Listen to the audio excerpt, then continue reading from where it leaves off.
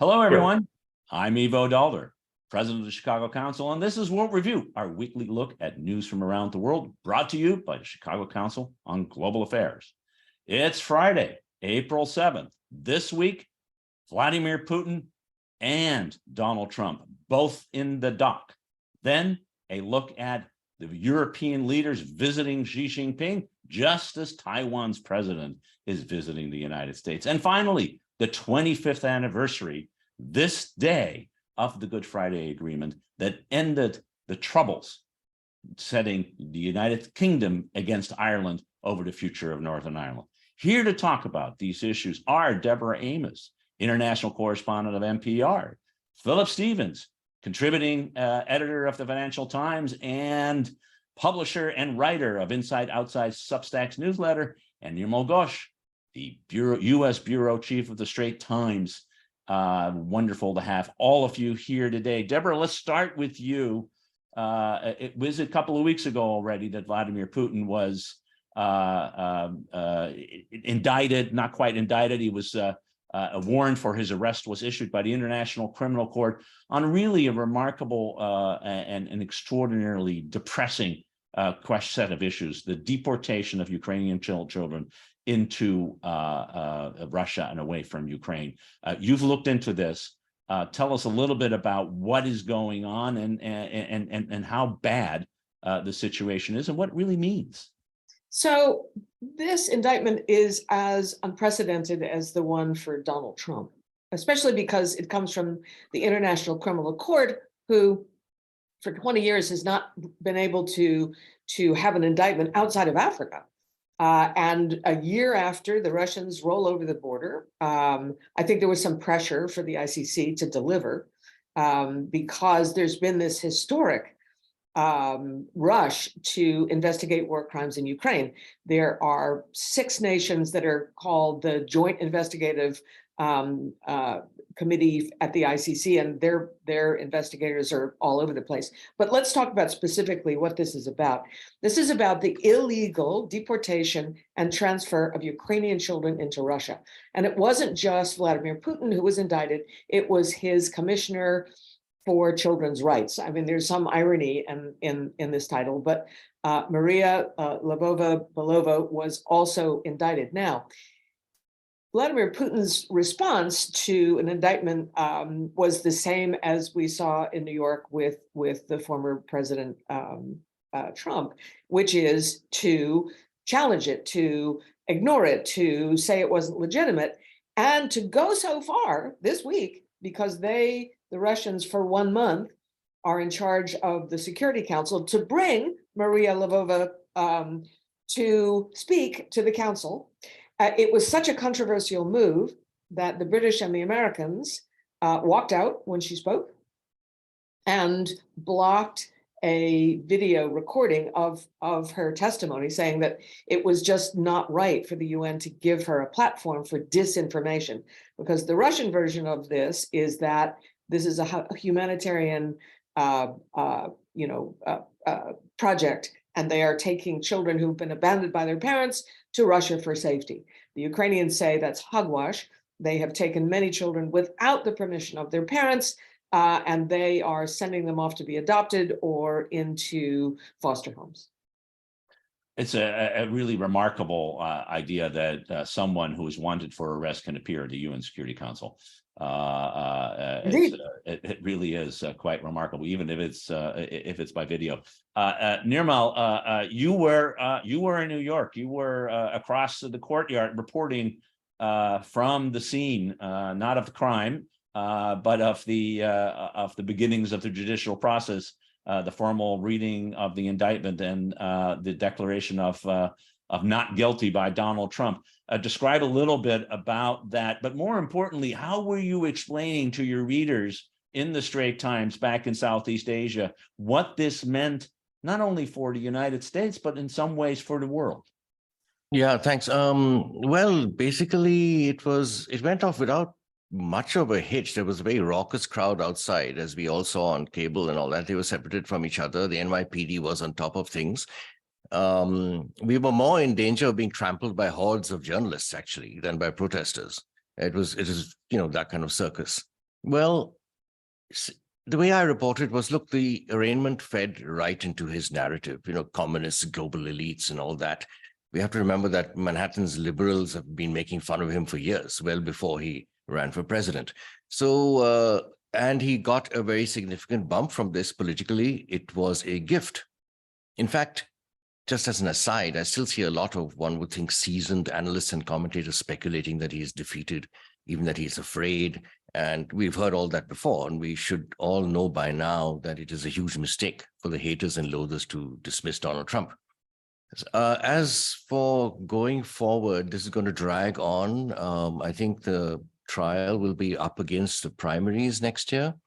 It is a little bit speculative because there's so many other investigations. There could be more indictments, more charges coming up the road. So it's a bit speculative to talk about chances in 2024, but we have to do it because he is, as of now, not the favorite for the nomination, but the firm favorite. And yes, his base is narrow, but if the party throws its weight behind him, it becomes broader.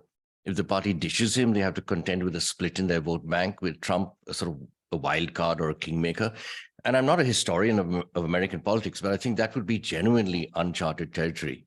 But having said that again, it all comes with giant caveats. 1.5 years is a very long time. We have more than 1 year for the Republican convention.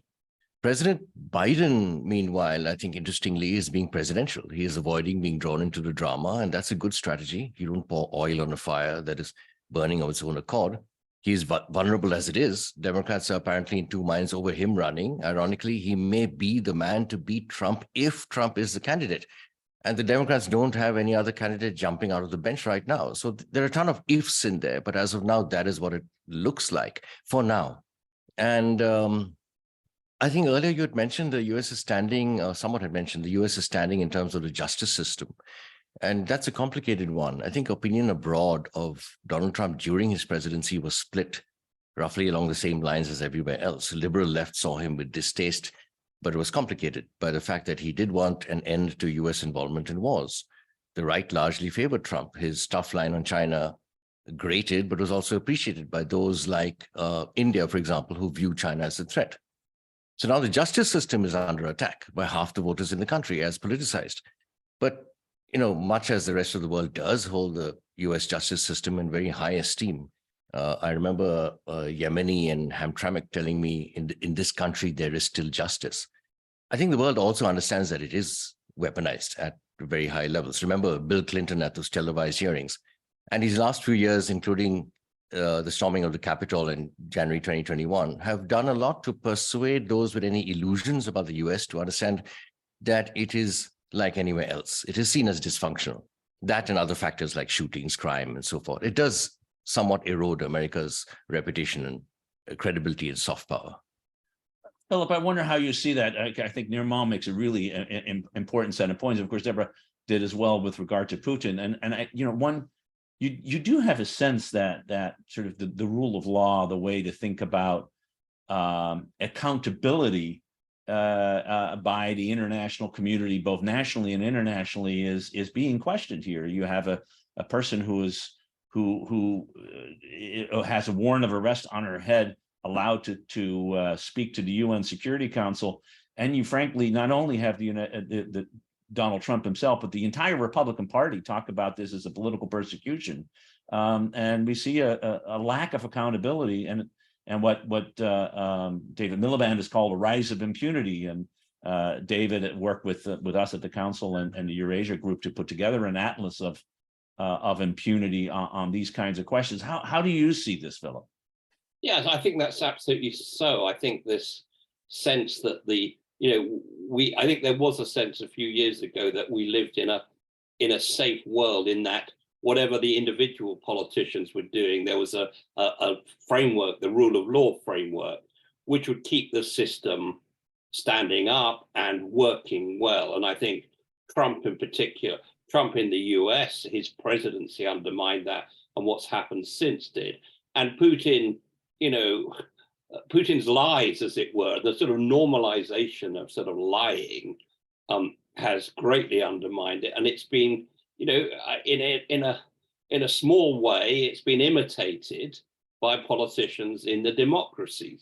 There are many more politicians in European democracies anyway, who are willing, if not to tell outright lies, although Boris Johnson was certainly willing to tell outright lies, but there are many more politicians, I think, willing to twist and bend the truth out of shape. I think on Trump, though, there was a huge publicity in Europe. There was a question, I think, which was, why try and get him on this charge rather than all the other ones coming possibly down the line? Because, you know, if he's found guilty on this, he'd probably get a fine. On the other hand, there are people who would say, I mean, you know, look, the next American election isn't going to be decided either by the MAGA crowd or by the liberals. It's going to be decided by independents. And if Trump is the candidate after this, is that going to bring independents to his cause? Probably not. So I think, you know, maybe it's wrong, but the conventional wisdom in European political circles is that, you know, if Trump's the candidate, Biden will win. Well, we'll have to, I think, as Nirmal said, we have to, there's a lot of water needs to flow under that bridge before we get there. I think that is increasingly becoming the wisdom here as well. But Deborah, back to you for a minute. If you want to talk about Trump, please do. But also, more generally, when it comes to particularly war crimes in the International Criminal Court, you have this very strange spectacle of one, Putin being placed or wanted by the court, but Russia, of course, not having signed the ICC. Xi Jinping meeting with Putin a week after the announcement, and of course, China not being a signature to the ICC, and the United States welcoming with open arms this arrest warrant, and it itself not being a member or a signature to the ICC, and indeed the Pentagon opposing helping the ICC in its capability. And you do wonder, whatever happened to the rule of law internationally, or is this just the world we live in which, you know, as the millions were told in Thucydides' great Peloponnesian War by the Athenians, the strong do what they can and the weak do what they must. Is that the world we live in? You know, it's such an interesting question right now to watch. So on the one hand, there's this urge to create an architecture of accountability after this long period of impunity, where, as David Miliband says, you know, men who can do anything will do everything. And that's what we've seen in wars. And there's, you know, there's another problem. It's a trap. It's a hypocrisy trap. So for those who want to start a new era and have an arrest warrant and have an indictment for Russia, you know, they need the backing of, let's say, the global South, who say, well, isn't it a bit hypocritical of all those who are asking for Putin to be in the dock? They never really were concerned when the Americans were in Iraq or the French were in Mali. And so why are we starting this now exactly? And so we have a hump to get over. We either can say to ourselves, all right, yes, completely true, there was hypocrisy about international law, and that's been going on for quite some time, but boy, do we need a system. And this is a good time to start one. Or we move forward in a world where the strong can cross borders as they wish. And we are back to exactly what, you know, you just talked about, where the strong do what they want and the poor and the weak do what they must. And I don't think we know what the outcome is yet. And I think that it's a big question right now to ask, does an arrest warrant, does an indictment at the ICC change what happens on the ground? Is an international law supposed to be about, you know, putting out the fires of war? Does this? I'm not sure. And I don't think we know yet. I think that's right. Nirmal, jump in. Can I just jump in for a second? Yeah, another aspect to this is the democracy summit, which passed us by almost unnoticed just a few days ago. So in China, going back to Trump, in China, all this looked very ironic, right? The US is hosting a democracy summit while prosecuting a former president. And it just showed in China that the US, to the Chinese, that the US, the perception is that it is dysfunctional and hypocritical. And there was an interesting observation. I think there was a there was an op-ed, I think in South China Morning Post by a professor, what's her name? Renmin University Professor Ing-wen, and he said that the Chinese at the end of the world was, the idealism, the admiration for America, the aspiration which was crushed at the end of the 80s. He said the young Chinese people today don't see any upside to emulating American democracy, and that is a bigger one of the side effects of the whole of the new era in American politics with the rise of Trump and so forth. That's fascinating and certainly true. Just to make clear, the U.S. is not prosecuting Donald Trump. The prosecution is being done by the state of New York. We are a federalist system. So, yeah, but this is another interesting aspect. I don't think the two understand each other. No, very well, of course not. Of course not. And I mean, Philip's point that other people in Europe saying why isn't the other cases coming forward? Aren't they more important? Same thing happening here. I think under the rule of law, if a prosecutor says that something has violated the law, they indict them, no matter what the politics is. And if they don't think the evidence is strong enough, they don't indict them. That's how prosecution is supposed to work. But Nirmal, you mentioned China, and let's shift over to our second sort of big set of topics here, which is that the doors to Beijing have reopened. Leaders from around the world are descending to meet with Xi as he has started his unprecedentedly third term this week.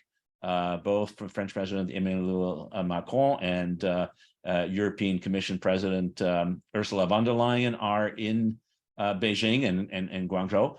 Last week, Pedro Sanchez, the Spanish Prime Minister, was there. At the same time, the president of Taiwan, Tsai Ing-wen, is what is called into parlance making a transit visit. Making a transit, not a visit, a transit in the United States on her way in and out of Central America, two places where Taiwan still has relationships is. So the Taiwanese are coming to the US, the Europeans are coming to China. How should we read this, and how in your region, which is so much part of this drama, how does it is it seen from there?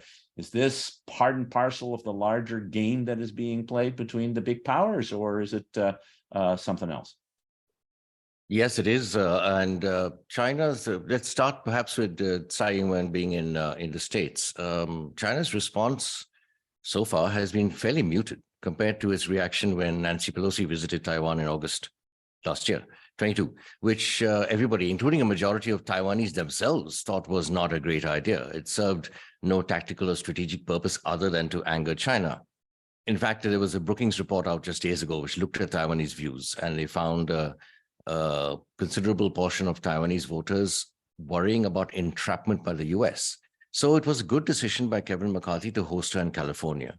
And interestingly, neither of them mentioned China by name in their joint statements to the press, which is also a very subtle sign of some restraint. And China reciprocated. We've seen no live fire exercises and so forth by China in response, although we do have this announcement about potentially boarding Taiwanese vessels. So that is something which could be a problem. Of course, the domestic context here is that politicians have to demonstrate unambiguous support for Taiwan. But they have to do it without being too provocative, because a harsh response from China, from Beijing, would convince the Taiwanese population that US support may be detrimental to their security. So this is a sort of high wire act. And interestingly, at the same time President Tsai was in the US, former Taiwan President Ma Ying-jeou was of the pro-engagement KMT party, was doing a 12-day tour of China, and in conclusion, he warned that Taiwan must choose between peace and war. So there's domestic politics as well going on out there. It's an old division. It'll just become more acute the more the Taiwan issue becomes the sticking point between China and the US. That's sort of the view in the region. We have to remember also that despite steady underlying tension and a few episodes along the way, the status quo on Taiwan has prevailed and economic linkages have only enhanced. So there's a lot of concern, I have to say, over the hawkishness in Washington on China. And one example I have to bring in is the TikTok hearing late last month, where the optics were really terrible. It featured TikTok Singaporean CEO Chu Shaozi facing what was somewhere between a high school dressing down and a denunciatory tribunal. It was fodder for propaganda in China. And there is a firm and pervasive mood in China that US-China relations are in a dire place.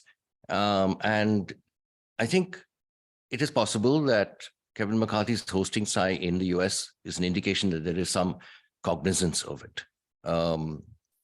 China is convinced the one China policy is being eroded. At a Rajaratnam School of International Studies event in Singapore this week, Peking University professor Wang Jisi said the best scenario is no catastrophe, not improvement. So you won't find many optimists out there, I'm afraid, and the hawkish trajectory of US policy will persist. But McCarthy's slightly more cautious approach has been welcomed in the region. Yeah, no, that's very interesting, and I think the administration worked very hard with both the Taiwanese and McCarthy to try to modulate this in a way that, frankly, they were unable to do because Pelosi wasn't willing to modulate it a year ago. Philip, Nirmal, I think, rightly says that there is a fear that American hawkishness is starting to squeeze countries. That's certainly true in Southeast Asia, but it's also true in Europe. There is this sense in Europe, and you have a sense that the Macron visit in particular, maybe less so von der Leyen, is in part to create a room for Europeans that is not necessarily towing the US line. Is that how we should look at what's happening? And generally, how is Europe looking at not just the hawkishness of the US, but also what Xi Jinping is trying to do? I think the answer is yes. Europe does want its own, if you like, independent line. But I don't think we should assume from that its basic strategic view of China is that much different from that of the Biden administration. Different, I think, from some of the voices in Congress, some of the more hawkish voices. But von der Leyen this week talked about de-risking Europe's economic relationship with China. Some people said, well, that's not like, the US is moving towards decoupling, so there's a difference. Actually, the Biden administration isn't talking about decoupling, talking about much of the same thing. So the transatlantic rhetoric is sometimes, I think, exaggerates the difference. It's not helped by the fact that Emmanuel Macron, as we've seen, is not a modest man. He's particularly immodest about France's role in the world. He's a sort of outright Gaullist. He's more intent on asserting, at least rhetorically, Europe's strategic sovereignty, quotes, than other European leaders. So we've seen this week the Chinese feting Macron. He's meeting Xi in great banquets with Xi and other European leaders, where von der Leyen has been given, basically the basic sort of diplomatic brush off and has had a far less welcoming visit. But actually, and I think, sadly for Macron, it's rather diminished him. I mean, we Brits are used to doing this, trying to pretend that we're much more important than we are. And, we embarrass ourselves from time to time. And I think Macron is embarrassing France because she is obviously playing up to this vanity. And but I think the basic line in Europe now is that, as we've seen, and von der Leyen said in a very, I think, quite important speech in the European Parliament, we see China as a partner in some things. Global warming has to be, but essentially, we now see China as a rival. That said, we don't want to be dragged, particularly, by the sort of hottest voices in Washington into a military confrontation. So I think, there are differences, but they're differences of nuance and style rather than of substance, if you're talking about European governments and the Biden administration. Deb, I think I want you to jump in here because I think this is what Philip is bringing about on the Biden administration, maybe being closer to Europeans. Just to emphasize that I was earlier in the week talking to folks in Washington, including some very senior people in the White House who deal with this part of the world, and they have started to adopt the language of de-risking in terms of how the relationship is. You can't delink, you can't decouple. We're far too integrated economically. And if delinking and decoupling is happening, it's because the Chinese are doing it, not because we are doing it. But we are de-risking. We are making it less risky for our national security and other reasons to be tied economically with semiconductors and advanced technologies, which seems to be the European view as well. How do you see this? Because it seems to me the rhetoric in Washington is completely different than the subtle nuance that Philip mentioned. But I have a question for those who are watching China, and that is this. It seems to me this week that Europe sees China holding a card in ending the war in Ukraine. It seems that China has been amassing these cards. Certainly in the Middle East, you saw it. But whether China gives Putin weapons or does not will have a huge impact on what happens. Do you think that part of what that trip was about was to just put themselves in the place of, we understand that you actually could end this war if you wanted. Could you please do it? Philip, how do you see that? I think yes. I think certainly Macron and von der Leyen want to put Xi on the spot. And I think, but there is, and behind that lies this warning that were China to start supplying serious weaponry to Russia, that would cause a really quite serious breach. But I think, no one's expecting Xi to be a sort of independent, arbiter or conciliator. I think it's much more about maintaining restraint, as it were, on China's part. I don't think there's a realistic hope. I mean, his peace plan is not really a peace plan at all. It's really it's a ceasefire and a truce, which leaves Russia with all its gains, as it were. So, but I think, as I say, there is a perceptible hardening, and it's been going on for 2 or 3 years now, but it's hardened more since the Ukraine war about China. We're seeing German companies beginning to understand that their dependence on Russian gas is also matched by dependence on German exports to China. So you're seeing companies shift. And if you talk to German businessmen, they say, look, strictly business, if we have to choose, we always choose the US over China. Forget the geopolitics. Germany's economic interest is in retaining its ties with the US, not with exporting more to China, if that choice has to be made. Nirmal, in terms of Southeast Asia, feels, of course, this tension between Beijing and Washington even more acutely.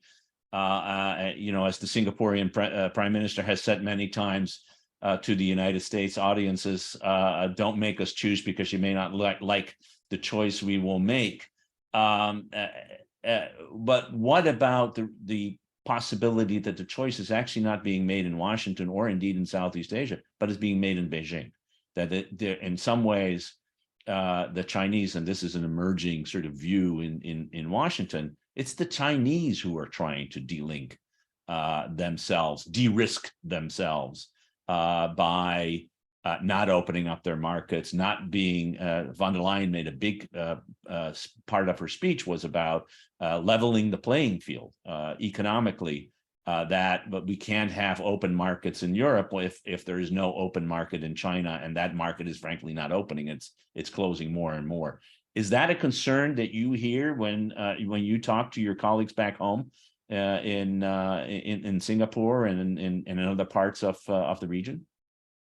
Yes, well, yes and no. I mean, that certainly is a fact. One hears that, but the region in terms of Southeast Asia, as we know, has to be adept at navigating between these two. They have to deal with China. It's about pragmatic accommodation in terms of what shall we say, the middle or smaller powers in the region. Pragmatic accommodation of China, because it's not going to go away. They're all dependent on China. Trade, the whole works.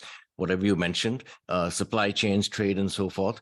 but equally dependent on the US, not just for markets and investment and so forth, but also for security. So the best I can describe it as is pragmatic accommodation, really, which nobody wants to end up in the same situation, in the situation of the Indochina wars, right? So the smaller and middle powers have to avoid that at all costs. So they will just navigate between the two and accommodate both. I wanted to get back to Deb's question for 1 minute. I forgot to emphasize, because I think it's important that Macron was not only coming to Xi in order to say, please don't help the Russians.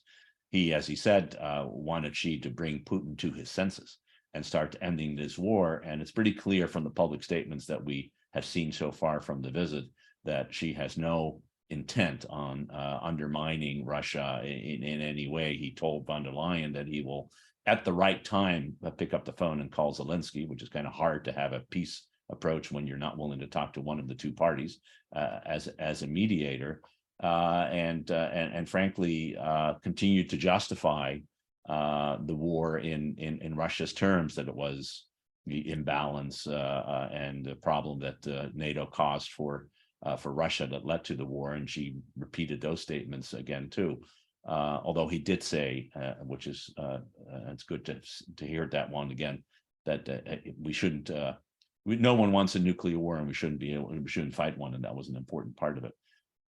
Philip, let's switch, and we'll, this is an issue that is with us, China, every week in one form or another. But let's switch to really in many ways a positive story, although the situation isn't as positive as it might have been hoped for 25 years ago. But 25 years ago today, 25 Good Fridays ago, let's put it that way, the Good Friday Agreement was signed between the United Kingdom and the Irish government about the future of Northern Ireland, and a new political arrangement emerged out of that ended decades-long civil war. I think it's the only way you can describe the troubles, with many thousands dying in the process, and defining the Northern Ireland in ways that no one wants to be defined. The peace has been kept in one form or another for 25 years. That is a remarkable achievement. But how would you describe where we are today when it comes to the Northern Ireland situation, and where do you think it will move? Well, I think, first of all, just to reinforce what you said, despite all the problems we have today, Northern Ireland has been completely transformed. I mean, I went there, during the Troubles, when, on the streets you saw army, soldiers crouching on the streets, worrying that they're going to be shot, people checking under their cars, 3,500 people killed in what we euphemistically call the Troubles, but you rightly called effectively a civil war. There have been occasional shootings and bombings, horrible events since, but they're very, very occasional. There may be one or two in a year. So it's completely transformed economically. Now, what hasn't gone is this sectarian divide in its identity question, this tendency, not everyone, but for particularly in the older generations, the people to see their politics in terms of Protestant, Catholic, therefore unionist, nationalist. You still have in areas like Belfast these so-called peace walls to separate communities. You still have schools and housing areas segregated. But that is a transformation, and it was due. It's Northern Ireland remains an area where politics worked. The hard work done by Tony Blair in the UK, Bernie Ahern in Ireland, David Trimble, the unionist leader. And you have to say, even though they were previously terrorists, if you like, Gerry Adams and Martin McGuinness. And then you also have to throw in Bill Clinton, who played a very significant role at the event, at the meeting itself that concluded the peace, but also in the run-up to it, giving assurance and cajoling. So now we're in a position where the institutions were established, are temporarily suspended. The largest unionist party has basically absented itself from those institutions. That's causing a big problem. There are a lot of people who think that while those institutions, the Stormont Parliament and Executive, worked in the context of 1998, they probably don't work now. There have also been shifts in demography. The nationalist community in Northern Ireland is now a little bit bigger than the so-called unionist or the Catholic community. So there are questions, and Brexit has brought this on as well, questions about the status of Northern Ireland going forward. So, you know, you couldn't say it's stable politically. I think what you can say is that no significant group in Ireland wants to go back to violence. There are gunmen on the extremes, but they're more like gangsters than political campaigners. So it's going to be a hard slog. But you know, the British and Irish have been, you know, at odds over Northern Ireland for 8 centuries, as it were. And what we're clear now is that Britain won't hold on to Northern Ireland if the people decide they want to unite in Ireland. And the Irish government is not in any way going to seek to coerce Northern Ireland into a united Ireland. So the decision will rest with the Northern Irish people. If you ask me, I think there will be a united Ireland. If you ask me when, I'd say, well, maybe 20, 25, 30 years. So, you know, so this is not something that can be pushed. But there may be other, you know, people now are beginning to talk about, well, it's not a binary choice. It doesn't have to belong to England or be part of Ireland. What about a confederal Ireland? Which is what Lloyd George suggested a century ago when you had the Home Rule movement. So I think, you know, I think politics works, but it takes a long time and there are lots of bumps along the way. But the crucial thing now is we're talking politics, not violence. So it seems to me, Deborah, if you listening to Philip, I mean, there's two sort of big issues that are still out there, but one is coming back to where we started. If politics rather than violence is how these issues are ultimately been addressed and will continue to be addressed, we are in the realm of accountability rather than impunity. We are in the realm of finding ways in which people who are disagreeing are trying to find ways to forward and agree, and that ultimately no one is willing to take up arms to make sure that their side gets what all that it wants. And that's a good thing in some ways. It's a, you know, certainly given the alternative, it's a good thing, even if it's going to take a long time. Should we take solace out of the reality that 25 years later, violence is still, you know, it's communal it's criminal as opposed to being communal is a way, and that there is, although very big differences, a willingness to engage politically on these issues rather than to pick up arms, given the history of this region? So as I listened to Philip, I just kept thinking, what is Ukraine going to be like 25 years from now? And are people willing to wait 25 years? Because that's how long it takes. Once the war starts, then you've got time on your hands. Then to unravel it just takes a long time because people's attitudes harden in the middle of violence. They just do. And certainly Russia, Ukraine is as complex as UK and Ireland. It may take 25 years. And here's where the problem comes with accountability architecture. Sometimes it just takes too long for people. You know, they don't feel like they got anything from a war crimes tribunal so long after the wars. Look at, you know, Yugoslavia. I think it was 10 years after the war that Slobodan Milosevic is in the dock. And it takes so long to get him there that he dies before a verdict. And so it just takes time. It just does. And people have to be ready to put up with that. Just to add straight to that. I mean, I think you hit the point exactly, but I think what we learned in Northern Ireland is that reconciliation is not a zero-sum game. That was the trick that was pulled off. That what had been seen as a zero-sum contest or whatever became through reconciliation a an agreement and a process that allowed both sides to think they were secure. Yeah, and I was thinking the other example, Nirmal, that I can think of where this worked is South Africa, and particularly Tutu, as who had embodied, Bishop Tutu embodied this sense of reconciliation, and not retribution, but reconciliation, in the belief that in fact non-zero sum outcomes are the way out of horrific violent situations, as indeed South Africa was, and indeed Northern Ireland was, and sort of how do you get communities to understand that they need to move from a zero sum to a non-zero sum understanding, and your region as well. There are places where it works and places where it doesn't. Myanmar right now it doesn't, but there was a time when it looked like one could get to those points. How should we think about sort of moving from that zero sum to non-zero sum? Does it require particular leaders? Philip mentioned a whole bunch of leaders. Of course, Desmond Tutu did.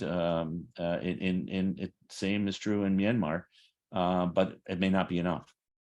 Yeah, absolutely. I think Rwanda also a good example.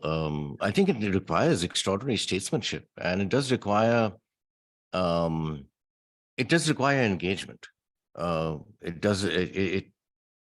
think it requires understanding of the internal dynamics of these countries and the forces at play, so that you empathy and understanding, not that, which doesn't mean condoning what's going on, but empathy and understanding is important to be able to have literally the groundwork for some kind of solution. And then it does require extraordinary statesmanship. And, Tutu, of course, is an outstanding example of that. I think that's exactly right. Stateswomen are needed, who emerge at the right time, at the right place, to express something that everyone actually knows to be true, but has been unwilling to face, and then be able to convince them. That's a good place, an optimistic place to end what has been yet again a depressing conversation, but such is the world. I want to thank Deborah Amos of NPR, Nirmal Ghosh of the Strait Times, Philip Stevens of Inside Outside's newsletter, and formerly of the FT, for a wonderful contribution. Thank you so much for joining us, and thank you for joining us this week. We'll be back next week with another edition of World Review. Until then, have a wonderful weekend, Easter, Passover, Ramadan. Thanks. Bye.